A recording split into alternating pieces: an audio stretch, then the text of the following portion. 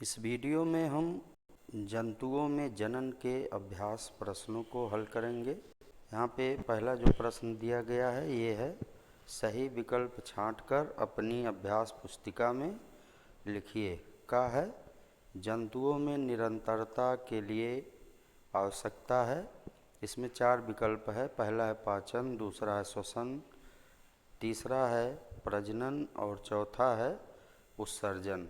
तो जंतुओं में निरंतरता के लिए प्रजनन की आवश्यकता है। इसमें तीसरा वाला विकल्प ये सही है। इसके बाद है बाह्य निषेचन होता है। तो बाह्य निषेचन ये किन जंतुओं में होता है? यहाँ विकल्प दिया गया है मेढक, गाय, मनुष्य और बकरी। तो बाह्य निषेचन ये मेढक में होता है, पहला वाला विकल्प सही है। फिर है लैंगिक प्रजनन में भाग लेते हैं। पहला विकल्प है 2 नर जंतु, एक नर एवं एक मादा जंतु। फिर तीसरा है 2 मादा जंतु और चौथा विकल्प इनमें से कोई नहीं। तो लैंगिक प्रजनन में एक नर और एक मादा जंतु भाग लेते हैं, ये दूसरा वाला विकल्प सही है। फिर है आंतरिक निषेचन होता है। इसमें दिया पहला विकल्प है नर शरीर के बाहर, दूसरा विकल्प है मादा शरीर के अंदर, तीसरा विकल्प है नर शरीर के अंदर और चौथा है मादा शरीर के अंदर। तो इसमें आंतरिक निषेचन ये मादा शरीर के अंदर होता है, अंतिम विकल्प सही है इसका। फिर है मादा जननांग है। पहला है वृषण, दूसरा है गर्भाशय, तीसरा शिश्न और चौथा है शुक्रवाहिनी। तो इसमें मादा जननांग गर्भाशय है, दूसरा वाला विकल्प ये सही है। दूसरा प्रश्न है, निम्नलिखित कथनों में सही कथन पर सही और गलत कथन पर गलत का चिन्ह लगाइए। का कह रहा है अमीबा मुकुलन द्वारा प्रजनन करता है, तो ये गलत है, यहाँ बॉक्स में गलत का निशान लगाएंगे हम। फिर है मेढक में बाह्य निषेचन होता है, ये सही है, यहाँ बॉक्स में सही का निशान लगाएंगे।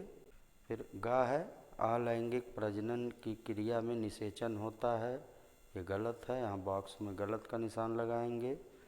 फिर है शुक्राणु नर युग्मक हैं, ये सही है, बॉक्स में सही का निशान लगाएंगे। फिर है अंडाशय से शुक्राणु निकलते हैं, ये गलत है, यहाँ बॉक्स में गलत का चिन्ह लगाएंगे।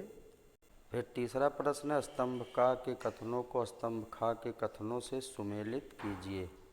स्तंभ का इसमें दिया गया पहला मेढक, तो मेढक स्तंभ खा के हम सा से मिलान करेंगे, बाह्य निषेचन। फिर केचुआ है स्तंभ का में, केचुए का मिलान हम द्विलिंगी स्तंभ खा के दा से करेंगे। फिर शुक्राणु है, शुक्राणु का मिलान हम आ से करेंगे, नर युग्मक। फिर मनुष्य है, मनुष्य का मिलान हम जरायुज से करेंगे। फिर अंडाणु है, अंडाणु का मिलान हम मादा युग्मक से करेंगे। फिर भ्रूण, भ्रूण का मिलान हम गर्भाशय से करेंगे। प्रश्न 4 है, द्विलिंगी किसे कहते हैं, उदाहरण सहित समझाइए। इसका उत्तर होगा जिन जंतुओं में नर एवं मादा जनन अंग दोनों पाए जाते हैं उन्हें द्विलिंगी कहते हैं, जैसे केचुआ, जोंक आदि। फिर प्रश्न 5 है, प्रजनन से आप क्या समझते हैं। तो इसका उत्तर होगा जंतुओं में अपनी ही जाति की निरंतरता बनाए रखने की क्रिया को प्रजनन कहते हैं। फिर प्रश्न 6 है, लैंगिक प्रजनन तथा अलैंगिक प्रजनन में अंतर समझाइए। तो इधर लैंगिक प्रजनन हो गया और इधर अलैंगिक प्रजनन। लैंगिक प्रजनन में पहला हो जाएगा, लैंगिक प्रजनन के लिए नर एवं मादा का होना आवश्यक है। अलैंगिक प्रजनन में होगा, इसमें नर एवं मादा की कोई आवश्यकता नहीं होती। फिर दूसरा है ये 2 प्रकार का होता है, एक लिंगी, द्विलिंगी। फिर ये 3 प्रकार के होते हैं, नंबर 1 मुकुलन, नंबर 2 बहुविभाजन और नंबर 3 द्विखंडन। फिर प्रश्न 7 है, आंतरिक निषेचन किसे कहते हैं?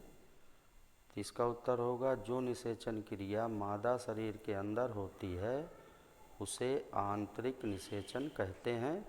उदाहरण बैल, बकरी, मनुष्य आदि। फिर प्रश्न 8 है, अंडयुज को उदाहरण सहित समझाइए। तो इसका उत्तर होगा, अंडे देने वाले जंतुओं को अंडयुज कहते हैं, जैसे कबूतर, मुर्गी आदि। प्रश्न 9 है, बाह्य निषेचन किसे कहते हैं? उदाहरण सहित बताओ। इसका उत्तर होगा, शरीर के बाहर होने वाला निषेचन बाह्य निषेचन कहलाता है। उदाहरण मछली, मेढक आदि। प्रश्न 10 है, मादा के किस अंग में भ्रूण का रोपण होता है? तो इसका उत्तर हो जाएगा, मादा के गर्भाशय में भ्रूण का रोपण होता है। तो इस वीडियो में बस इतना ही। धन्यवाद।